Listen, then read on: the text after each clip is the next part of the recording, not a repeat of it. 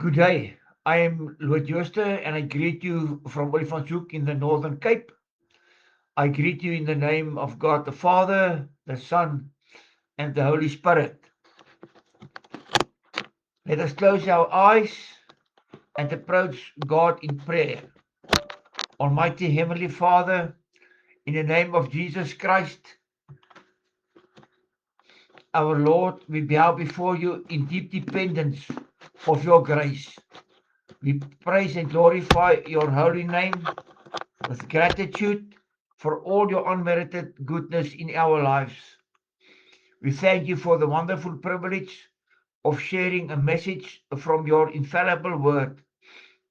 I ask that your Spirit would open up your word so that it is understandable to each of us and that we may be filled with it through the power of the Holy Spirit. Thank you for granting me the honor of proclaiming and speaking your word under the guidance of the Holy Spirit. Amen. Today, I want to speak to you about homosexuality. I do not wish to engage in a debate regarding Bible translations that, according to those who practice and advocate for homosexuality, are allegedly incorrect. I simply want to state what the Bible has clearly said and meant throughout the ages, that homosexuality is a sin, to the extent that in Israel's early history, God commanded that those who practice it be put to death. In the 21st century, the issue is no longer merely a matter of transgressing God given precepts. Homosexuality has degenerated into a sinful, godless lifestyle that is accepted by society. The Bible is the infallible word of God, and if you are a born again child of God, then the Bible will also be the infallible word of God to you. I cite the following scripture references so that you may understand that the homosexual lifestyle is a sin and that persisting in it leads to the eternal second death. Leviticus 18, verse 22, and I make use of the translation of the NLT. Do not practice homosexuality, having sex with another man as with a woman. It is detestable. Leviticus 20, verse 13. If man practices homosexuality, having sex with another man as with a woman, both men have committed a detestable act. They must be put to death, for they are guilty of a capital offense. Homosexuality is a detestable and indeed such an abominable sin that God even commanded that those who practice it be put to death because they deserve death. Believe it or not, there are still approximately 66 countries worldwide that criminalize homosexuality. Penalties range from life imprisonment to the death penalty. Even in one of our neighboring countries, and it is a Christian country, prison sentences up to life imprisonment are imposed for homosexuality. In Corinthians 6, verse 9 to 10, I give it to you. Or do you not know that those who do wrong will not inherit the kingdom of God? Do not deceive yourselves. Neither the sexually immoral, or idolaters, nor adulterers, nor those who practice homosexuality will inherit the kingdom of God. God is very clear in the New Testament when he states that anyone who practices homosexuality will have no share in the kingdom of God. That is, will not inherit eternal life as long as they persist in a homosexual lifestyle. He addresses them as people who commit wrongdoing, people who deceive themselves. I give to you 1 Timothy 1, verse 9 to 10. One must remember that the law is not intended for the law abiding, but for people who disregard law and order, the godless and sinners, those lacking reverence for what is holy and sacred, those who kill father and mother, murderers, the sexually immoral, those who practice homosexuality, kidnappers, liars, those who commit perjury, or anyone else who acts contrary to sound doctrine. Sound doctrine is in accordance with the gospel entrusted to me, the gospel of the good God. Furthermore, the Bible states very clearly that the law, and that's including God's precepts that form part of the law, was given for people who disregard God, those who wallow in a sin, a category that includes those who practice homosexuality. I give to you Romans 1, verse 24 to 28, as well as verse 32. Therefore, God gave them over to the desires of their hearts and to more immoral to moral impurity, so that they dishonor their bodies among themselves. They are the ones who exchange the truth of God for a lie. They serve and worship the creature rather than the Creator, to whom praise is due forever. Amen. Therefore, God gave them over to shameful passions. The women exchanged natural relations for unnatural relations. Likewise, the men also abandoned natural relations with women and burn with desire for one another. Men commit shameful acts with men and bring upon themselves the deserved punishment for their perversity. And because they do not consider it important to know God, He gives them over to their twisted notions so that they do what is improper. They are people who know God's decree that those who do such things deserve death, and yet they not only do these things themselves, but also approve of others doing them. What a shame. I quote for you from the commentary pages 1728 to 1729 from the Bible in Praktijk, the Bible in Practice. Here, Paul spells out how God responds to people's refusal to acknowledge Him as God and to recognize His power. He hands such individuals over to themselves. It is as if God is saying, "You choose to walk your own path. Walk it now and see where your attempt to live without me leads you." This is precisely what will happen to each of us if we give in to our natural disposition and do whatever we feel like doing. And if you do not grant God ultimate authority over your life, your natural disposition, the cravings of your heart, your shameful passions, and your distorted views becomes your master. The ultimate result is a consuming self-destruction. If you are someone who thinks it would be wonderful to live free from God, this passage we have read should make you realize that there is no worse slavery than being ruled by your own natural disposition. People are inclined to believe lies that align with their own selfish convictions and appeal to their sinful natural inclinations. I want to give you this again. And you must listen very carefully because this is very important. And this is because life is like that. People are inclined to believe lies that align with their own selfish convictions and appeal to their sinful natural inclinations. You must be on guard against the lie that is served upon you in all manner of disguised ways. Sinful practices and viewpoints certainly exist, but you must not be indoctrinated into eventually thinking they are acceptable. If something contradicts the Bible, it remains wrong, no matter how many pieces of music, television programs, films, and other media portray that wrong value as normal. I'm giving it to you again. If something contradicts the Bible, it remains wrong, no matter How many pieces of musicals or musical music, television programs, films, and other social media portray that wrong value as normal? Never make your natural disposition on your own preferences the standard by which you judge things. Ensure that you submit your own nature to the rule of the Holy Spirit, the warning voice of the Holy Spirit, that voice that talks to you every day. Don't ignore it.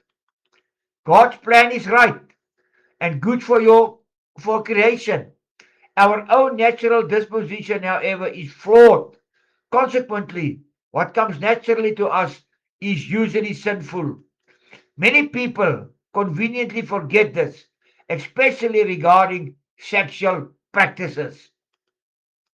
Something is not right simply because it is acceptable to both parties involved and they consent to it. You must test what comes naturally to you against what is natural to God. You need to realize that sin, especially when it involves intimate matters like sex, always causes hurt in the long run and often in the short term as well. It brings pain not only to individuals, but frequently to entire households, families, and even communities. Therefore, it is vital to know what is natural to God, something you can only discover by getting to know Him and maintaining an intimate personal relationship with Him. In verses 26 to 27 of the read passage, Paul cites two examples of the outcome when people are left to their own devices: homosexual and lesbian relationships. In Paul's time, that is in the society of that era, homosexuality was rampant and was even regarded as praiseworthy. Nowadays, there are increasingly more proponents of the idea that homosexuality should be considered an acceptable alternative lifestyle and that it should be left to the free choice of the individual. However, it is clear from the Bible that anyone who gives free rein to homosexual inclinations is committing sin. The passage in verses 24 to 32 reveals that it is precisely those who do not acknowledge God who make their natural inclinations the standard for what is acceptable to them and what is not. The Lord specifically instructs us to test what we naturally desire to do against His will.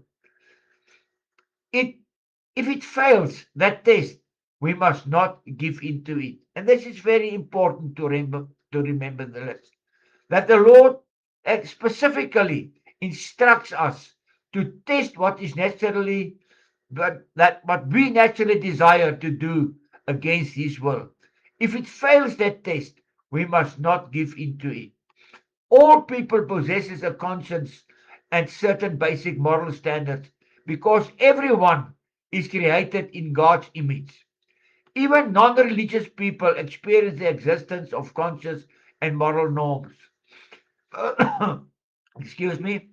Most people instinctively know when they are acting wrongly, yet they do not care. They convince themselves against their better judgment that it does not matter. Some might even be willing to die sooner, provided they can give free rein to their sinful desires. They know it is wrong or even dangerous, yet they are prepared to take those risks. Such people even derive pleasure from knowing that they are doing something contrary to God's will, the norms of the community, or their own sense of right and wrong. In their hearts, however, they know that the wages of their sinful lifestyle and sins are eternal death in the lake of fire of hell. Therefore, if you harbor illicit sexual desires, you must resist them. Stay away from people, places, and situations that might tempt you. Do not overestimate your own strength. If you are someone who engages in the sinful lifestyle of homosexuality, know that God forgives sexual sins just as He forgives any other sins. If you are trapped in any sin that violates the seventh commandment, such as adultery, cohabitation involving sexual relations, homosexuality, pornography addiction, sexual promiscuity, or any other sexual acts outside of marriage, God invites you today to break free from it permanently so that you may receive eternal life as a free gift from Him. Yes, you heard correctly. You can receive it for free because Jesus Christ, as a perfect human being, paid for all your sins through His suffering and death on the cross at Calvary. There on the cross at Calvary, God made His beloved sinless Son to be sin for your sake and mine when He laid our sins upon Jesus. There on the cross, Jesus died and was buried. But 3 days in the grave, but after 3 days in the grave, he was raised from the dead by God's supernatural power as the victor over death, sin, and the Satan. And now, God can grant you the eternal life that Jesus earned on the cross, provided you believe in what Jesus Christ accomplished alone for your deliverance from sin and the reception of eternal life. If the Holy Spirit is guiding you to do so now, acknowledge right now that without the Lord Jesus, you are a lost sinner, trapped in homosexuality, and that you need Jesus as your Savior. Confess your sins to God and ask Him for forgiveness. Repent your wrong ways. Turn away from the sinful lifestyle. And very importantly, break with it permanently.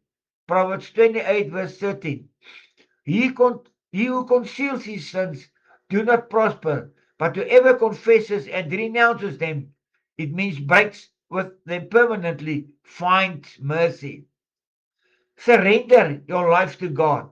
Ask God to rule over your life and take control of it. Revelations 3, verse 20. Here I am, says Jesus. I stand at the door and I knock. If anyone hears my voice and opens the door, I will come in and eat with that person and they with me. If you wish to surrender your life to God now by permanently breaking with your sins, specifically that sinful lifestyle of homosexuality, and thereby receive eternal life as a free gift from God through faith in Jesus Christ alone for it, then pray the following prayer after me. I'm asking you, do this prayer only if you truly desire to break permanently with your sins and sinful lifestyle, specifically that of homosexuality.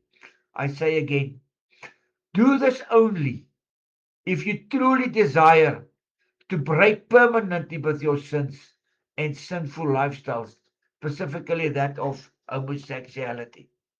Honesty is the center point of this prayer. Almighty God, I come to you under the guidance of the Holy Spirit and in the name of Jesus Christ. I acknowledge that I am a lost sinner because of my sinful homosexual lifestyle and my other sins. I believe that Jesus paid for the sin and all my other sins through his death on the cross at Calvary. I believe in his resurrection from the dead, accomplished by your supernatural power as the victor over death, sin, and the Satan. I accept Jesus as my Savior and surrender full control of my life to you. I repent of my homosexual lifestyle. I confess it before you today and ask that you forgive it, along with every other one of my sins. Help me, through the working of the Holy Spirit, to turn away from and permanently break free from my homosexual lifestyle and other sins. Enable me, through the working of the Holy Spirit, to follow you for the rest of my life. I also pray that the Holy Spirit will lead my homosexual friends to understand why we can no longer continue with our homosexual lifestyles. Thank you for the gift of eternal life that I now possesses. Amen. If this prayer reflects the desire of your heart, see what the Bible says about it in John 6, verse 47. I, Jesus, assure you, whoever believes in me has eternal life. John 1, verse 12. To all who accepted Jesus, those who believe in him, he gave the right to become children of God. Believe. Believe that Jesus' death on the cross and his resurrection were sufficient for God to forgive you your sin of homosexuality and all your other sins, to adopt you as a child of God, and to give to you the gift of eternal life. Go now and testify now about what God has done for you. In Matthew 10, verse 33, 32, Jesus says, everyone who openly acknowledges me before people, I will also openly acknowledge this before my Father who is in heaven. You must now tell your homosexual friends that your life is controlled by God, that the homosexual lifestyle is no longer acceptable to you. And if you are involved in a homosexual relationship, that you are ending that relationship. I make an excerpt from Matthew 10, verse 35 to 36, and then verse 38 to 39 that I'm going to give to you now. Jesus himself is speaking.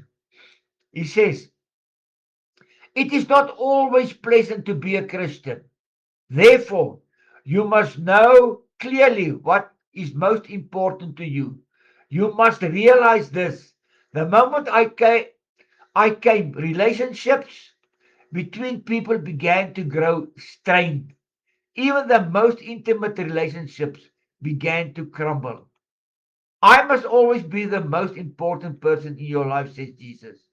Yes, it is all about who or what matters most to you. However, whoever is willing to make earthly sacrifices because he or she loves me above all else will discover what it means to truly live. Prayer, Bible study, and strong personal bonds with other heterosexual born again children of God are of crucial importance. These can help you break free from the sinful homosexual lifestyle. Also, do not hesitate to seek help from a trusted professional, such as a pastoral psychologist. This may be the way God intends to deliver you from your addiction to this sinful sexual practice and any other sexual misconduct. Always remember the following: Jesus died for the sins of the whole world because God loves his creation. Jesus did not come to earth to condemn humanity. However, the opposite is also true. God is serious about obedience to him and his decrees. John 3, verse 16 to 17. For God so loved the world that he gave his only Son, so that those who believe in him will not perish, but have eternal life. God did not send his Son into the world to condemn the world, but so that the world might be saved through him. Galatians 6, verse 7 to 8. Do not deceive yourself. God does not allow anyone to mock him. You will reap what you sow. If you plant your life in the realm of sin, you will reap death, and that is the second death. On the other hand, if you plant your life in the realm of the Holy Spirit, you will receive eternal life as your harvest from God. Amen. Let us pray together. Almighty Heavenly Father, receive our thanks for the precious few minutes we spent together around your word.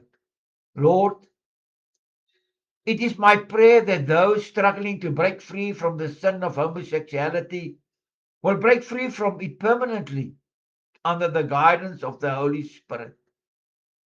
Thank you for those who have already broken free from it during these few minutes together today.